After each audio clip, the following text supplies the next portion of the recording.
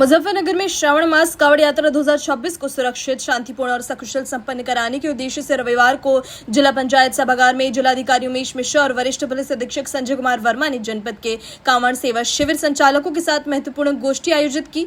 बैठक में कांवड़ यात्रा के दौरान श्रद्धालुओं की सुरक्षा, सुविधा, यातायात व्यवस्था और सेवा शिविरों के संचालन को लेकर विस्तृत चर्चा करते हुए आवश्यक दिशा निर्देश जारी किए गए। बैठक में मुख्य विकास अधिकारी, अपर जिलाधिकारी वित्त, अपर जिलाधिकारी प्रशासन, पुलिस अधीक्षक नगर, पुलिस अधीक्षक ग्रामीण, पुलिस अधीक्षक यातायात, सिटी मजिस्ट्रेट, सभी क्षेत्राधिकारी, पुलिस एवं प्रशासनिक अधिकारी तथा बड़ी संख्या में कांवड़ सेवा शिविर संचालक मौजूद रहे। कांवड़ शिविर संचालकों के साथ हम लोगों ने बैठक की है। उनकी क्या क्या समस्याएं हैं और उनको कम से कम असुविधाएं हो, बेहतर ढंग से हम लोग कांवड़ यात्रा को संपन्न करा सके। इसके लिए सभी प्रशासनिक विभाग के सभी अधिकारी थे और सभी यहाँ के संभ्रांत नागरिक थे। उनसे डिस्कशन किया गया और जो उनकी समस्या है उसको कैसे कम किया जाए और बेहतर से बेहतर कांवड़ संचालन कराया जाए, इसी के लिए हम लोग विचार विमर्श किए। हमारा प्रयास होगा इस वर्ष हम लोग पिछले वर्ष से भी बेहतर ढंग से कांवड़ संपन्न कराएंगे। जिलाधिकारी उमेश मिश्रा ने कहा कि श्रावण मास की कांवड़ यात्रा जनपद का अत्यंत महत्वपूर्ण धार्मिक आयोजन है, जिसमें उत्तर प्रदेश सहित विभिन्न राज्यों से लाखों शिव भक्त मुजफ्फरनगर होकर गुजरते हैं। ऐसे में सेवा शिविर संचालकों की जिम्मेदारी और भी बढ़ जाती है। उन्होंने कहा कि सभी संचालन प्रशासन के साथ बेहतर समन्वय स्थापित करें और शासन द्वारा जारी सभी दिशा निर्देशों एवं निर्धारित मानकों का पूरी तरह पालन करते हुए श्रद्धालुओं को बेहतर सुविधा उपलब्ध कराएं। देखिए, जो सजेशंस आए हैं, जो बातें आई हैं, जैसा कि आप जानते हैं कि 30 तारीख से हमारा जो ये शुभ सावन का महीना शुरू हो रहा है, इसमें जनपद मुजफ्फरनगर और उसके आसपास हरिद्वार जो हमारे यहाँ जल लेकर लोग कांवड़ लेके आते हैं, एक महापर्व के रूप में सबसे चुनौतीपूर्ण त्यौहार में से एक है। इस परिदृश्य में आज सभी जो हिंदू संगठन के लोग थे जो शिविर लगाते हैं, साथ ही साथ कुछ डीजे वाले भी इसमें आमंत्रित किए गए थे, जिनसे एक बैठक की गई है। इसमें जिलाधिकारी महोदय और पूरी टीम हमारी SP city, SPRA, all COs, SDM सभी ने पार्टिसिपेट किया है और सभी जनता जनार्दन ने भी इसमें पार्टिसिपेट किया है। इसमें जो मुख्य समस्याएं और सजेशंस आ रहे थे कि ताकि वन विंडो सिस्टम के माध्यम से, जैसे कि सप्लाई विभाग का जो सिलेंडर होता है, बिजली का जो कनेक्शन टेम्परेरी होता है वो मिल जाए। बाकी जो है जो हमारी क्या कहते हैं एक्सटिंग्विशर जो लगते हैं हर क्या कहते हैं शिविर में, वो और साथ ही साथ जो फूड एंड सेफ्टी डिपार्टमेंट के कुछ निर्देश होते हैं कि आप खाने का निश्चित तौर से बासी खाना ना रहे और हर आदमी जो है फ्रेश खाना, फ्रेश भंडारा ही करे, जो है कोई ऐसा कार्य ना करे जिससे किसी की तबीयत खराब हो।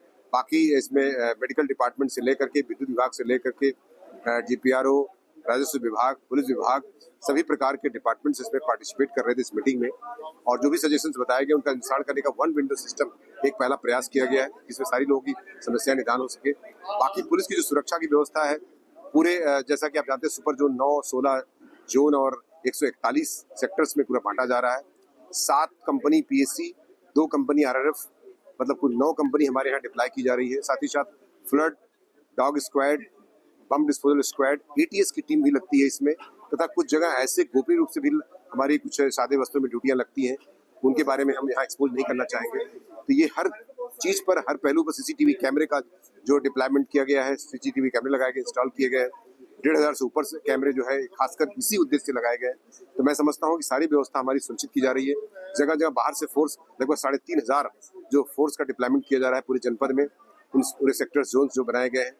तो ट्रैफिक का जो डाइवर्जन है, ट्रैफिक का जो व्यवस्थापन है, साइनेजेस है, एनएच के माध्यम से भी लिया जा रहा है। कुछ हम लोग भी व्यवस्था कर रहे हैं, डिवाइडर्स वगैरह, बैरिकेडिंग वगैरह, आपने देखा होगा ट्रांसफार्मर का जो बैरिकेडिंग की जा रही है, साथ ही साथ तारों का इंसुलेशन कराया जा रहा है। उधर के पेड़ों की जो व्यवस्था होती है वो की जा रही है।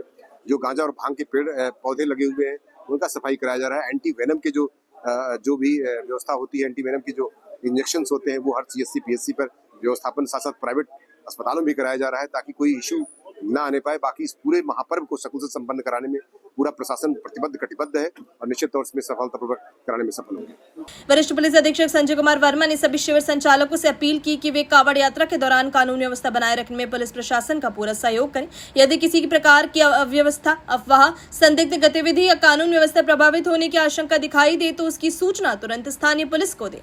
उन्होंने कहा कि शिविरों में पर्याप्त प्रकाश व्यवस्था, स्वच्छ पेयजल, प्राथमिक चिकित्सा सुविधा, अग्निशमन उपकरण, सीसीटीवी कैमरे, प्रशिक्षित स्वयंसेवकों की तैनाती तथा आपातकालीन संपर्क नंबरों का स्पष्ट प्रदर्शन अनिवार्य रूप से किया जाए। सम्मानित मंच और पूरे नगर से पधारे हुए गणमान्य लोग, आप सभी के सुझावों का बहुत ही तहे दिल से आभार और धन्यवाद। और सभी सुझावों को हमारी कावड़ सेल की जो टीम है वो लगातार उसने नोट किया है, और क्योंकि डिपार्टमेंट से सभी लोग हैं, सभी डिपार्टमेंट से लोग हैं, तो सभी के साथ एक कोऑर्डिनेशन करके, समन्वय स्थापित करके इन सभी सुझावों के बेहतर से बेहतर एक समाधान करने का प्रयास किया जाएगा।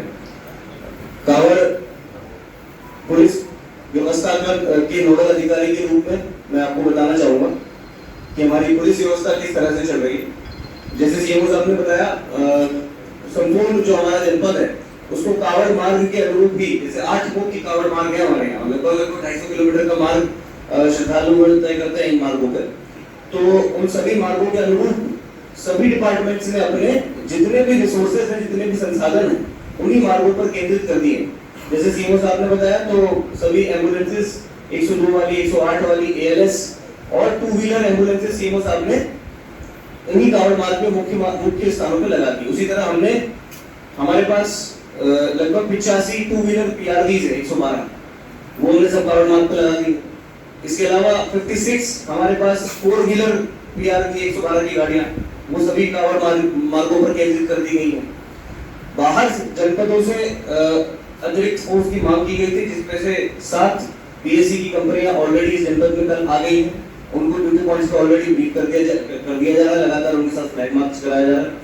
और जो अधिकारीगण और जो सिविल फोर्स, ट्रैफिक फोर्स, सुरक्षा मुख्यालय से फोर्स, रेडियो ऑपरेटर्स, ऐसे तमाम कई फोर्सेज जो यहाँ आनी है वो लगातार अपनी आमद करवा रहे हैं और अपने ड्यूटी पॉइंट्स पर पहुंच रहे हैं। इसके अलावा सभी जो बैठकें हमारे हितधारक हैं, सभी, जैसे आज एक बैठक हो रही है, इससे पहले डीजे बंधुओं के साथ बैठक हो चुकी है, उससे पहले शिविर संचालकों के साथ बैठक हो चुकी है, ट्रांसपोर्टर्स के साथ बैठक हो चुकी है, उद्योग बंधुओं के साथ हो चुकी है, सोशल मीडिया इन्फ्लुएंसर्स के साथ बैठकें हो चुकी है। तो लगातार हमारी बैठकें जारी है, जिसमें जो भी शासन प्रशासन से हमें निर्देश मिल रहे हैं उन सभी को जनता से अवगत करवाया जा रहा है। उन्हें आप सभी लोगों के माध्यम से जो हमारी पब्लिक एट लार्ज है उसको मैसेज ठीक से पहुंच जाए वो बताया जा रहा है। इसके अलावा छोटे छोटे वीडियोस बनाए जा रहे हैं, एनिमेटेड वीडियोस, जो कावड़ियों के लिए, श्रद्धालुओं की जानकारियों के लिए, कहाँ शिविर है, कहाँ एम्बुलेंसेज हैं, किस तरह से किस बात पे किसको सूचना देनी है, सूचना लेनी है, वो सभी चीजें सभी को बताई जा रही है। तो ये हमारी तरफ से जो प्रयास है उसका एक छोटी सी झलक जो है मैंने आपको बताई। अब हमारी तरफ से जो थोड़ी बहुत जो डिमांड आपसे है, जो मांग है आपसे है, वो मैं बताना चाहूंगा। जो शासन प्रशासन से निर्धारित जितने भी मानक हैं, उन मानकों को हम औपचारिकता की तरह से ना लें, किसी भी तरह से हम ये ना माने कि हम पे कोई बंदिश पड़ रही है। बहुत पुण्य सेवा भाव से, बहुत एक समर्पण के भाव से आप सभी लोग शिविर लगाते हैं, या शिविर जो लगाने वाले हैं उनका सहयोग करते हैं, श्रद्धालुओं की सेवा करते हैं। तो उस सेवा के साथ हम सुरक्षा को ना भूलें, सुरक्षा श्रद्धालुओं की, सुरक्षा शिविरों की, सुरक्षा शिविर लगाने वालों की, और सुरक्षा मुजफ्फरनगर की आम जनता की। सेवा के साथ सुरक्षा को हम बिल्कुल ना भूलें। हो सकता है एक कदम आगे चल के, 2 कदम आगे चल के हमें हो सकता है 3-4 मेहनत के कदम ज्यादा बढ़ाने पड़े, लेकिन उसको दरकिनार ना करें। उसको किसी भी तरह से ये ना समझे कि पुलिस और प्रशासन आपको बांधना चाह रहा है, नहीं, सिर्फ सुरक्षा हम लोग इंश्योर करना चाह रहे हैं। और वो सभी मानक किसी न किसी पुरानी घटना की वजह से बने हुए हैं। कहीं ना कहीं किसी न किसी और जनपद में कोई ना कोई घटना हुई है, छोटी बड़ी, वो घटना मुजफ्फरनगर में रिपीट ना हो, वो घटना का अनुभव यहाँ किसी को ना हो, इस वजह से वो मानक तैयार किए गए हैं शासन प्रशासन द्वारा, और वो आप सभी लोगों से साझा किए जाते हैं, ताकि यहाँ पे सकुशल एक कावड़ मेले का भव्य आयोजन आप सभी के बीच हो सके। बैठक में एसएसपी ने स्पष्ट किया कि शिविरों में ध्वनि विस्तारक यंत्रों का प्रयोग निर्धारित मानकों के अनुरूप ही किया जाए। किसी भी प्रकार की ऐसी गतिविधि नहीं होनी चाहिए जिससे यातायात व्यवस्था बाधित हो या कावड़ यात्रियों एवं आम नागरिकों को असुविधा का सामना करना पड़े। उन्होंने शिविर संचालकों को स्थानीय प्रशासन और पुलिस अधिकारियों के साथ लगातार संपर्क बनाए रखने तथा किसी भी समस्या की स्थिति में तत्काल समन्वय स्थापित कर समाधान कराने के निर्देश भी दिए। समस्या ही लेके मैं आई हूँ यहाँ पे, जो हमारे कावड़ के दौरान होती है। कुछ विशेष समुदाय के हैं जो ढोलक बजाने का भी काम करते हैं, वो मुस्लिम लड़कों को ही किन्नरों के कपड़े पहनाकर कावड़ों में पैसे मंगाते हैं हमारे कावड़ियों से, और उनकी जो कावड़ है वो भी भंग करते हैं। तो मैं हर साल एप्लीकेशन भी देती हूँ, मैं वीडियोस वगैरह भेजकर ट्वीट भी करती हूँ। तो मैं आज सामने भी हूँ, तो मैं सर से यही बात बोलना चाहती हूँ, अगर ऐसा कोई दिखता है तो उनके ऊपर कार्रवाई की जाए, जिससे कोई किसी का और खंडित ना कर सके, पुरकाजी से लेकर यहाँ हमारे लक्ष्मी नगर तक। जय श्री राम। हम उसका प्रचार प्रसार कर रहे हैं। एक दो मीटिंग हमने कर भी चुके हैं और सभी सिविल संचालकों से हमारी समिति संपर्क कर रही। अरुण जी इसमें प्रचारक है, रविकांत अग्रवाल जी हैं, अमित गुप्ता जी के संयोजक है, और बड़े स्तर पे सभी जनपदों में हम कर रहे हैं। जितने भी कावड़ शिविर है उनमें हम ये चाह रहे हमारे जो है प्लास्टिक मुक्त भंडारे हुआ, प्लास्टिक का यूज ना करें। और इसी क्रम में मैं जो बीएम साहब जो खंबे ये बंदी लगा रहे छोटा छुटा होगा, उसमें कुछ खंबे नीचे से बिल्कुल 1 किलोमीटर पर जमीन से, वो क्या है खोपड़े होंगे जो लोग हैं जरूरत है। ये फॉर्मेलिटी क्या कर रहे हैं उसमें कि एक इतनी में लगा देंगे इधर उसमें कट में, और उसमें वही बंदी लपेट देंगे। अगर वो गिर गया खंबा जर्जर हालत में खराब हो गई, खंबे बहुत है, इन्होंने पंजी लपेट दी और उठा कर फॉर्मेलिटी कर दी, जबकि उसका झटका ये छोटा अच्छे से मजबूती से उसकी रिपेयरिंग हो और ऐसी व्यवस्था हो कि कोई दुर्घटना ना हो।